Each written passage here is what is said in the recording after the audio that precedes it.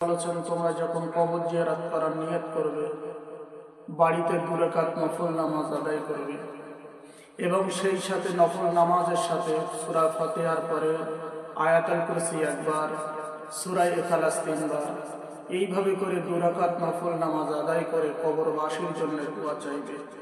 এতে আপনার এবং সকলের কবরবাসী এবং আত্মীয় স্বজন সকলে যারা দুনিয়া ছেড়ে চলে গেছে সকলের কবরকে নূর নালা নূর বানিয়ে দেবে আমার আল্লাহ। সেই সাথে আমরা যখন কবরস্থানে যাব তখন কবরের দিকে ফিরে সুন্নত অনুযায়ী আমাদের হানাফি মাযহাবের নিয়ত অনুযায়ী যে কবরের দিকে ফিরে আমরা সূরা ফাতিহা 3 বার, কুল হু আল্লাহু আহাদ 10 বার, 11 বার দরুদ শরীফ পড়ে কবরবাসীর জন্য দোয়া চাইব। সেই সাথে কবরে যখন আমরা প্রথম পৌঁছাবো তখন কবরবাসীর জন্য আমরা একটা সালাম দেব, আসসালামু আলাইকুম ইয়া আহলাল কুবুর ইয়াগফিরুল্লাহু লানা ওয়া লাকুম আনতুম সালাফুন ওয়া নাহনু বিল আসর।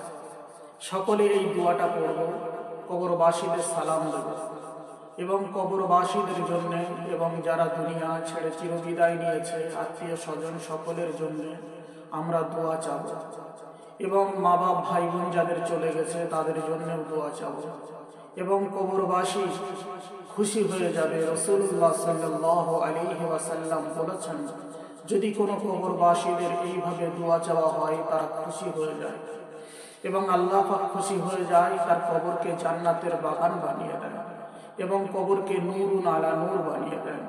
কবরের সাথে আর জান্নাতুল ফিরদাউসের সাথে সরম যেন রাস্তা বানিয়ে দেন। এমন করে আমরা দোয়া চাইব যাতে করে কবরে গেলে আমাদের নিজেদের কথাও মনে পড়ে, কবরবাসীদের কথাও মনে পড়ে এবং আমরাও যে দুনিয়া ছেড়ে চিরবিদায় নেব সে কথাও যেন আমাদের মনে আসে।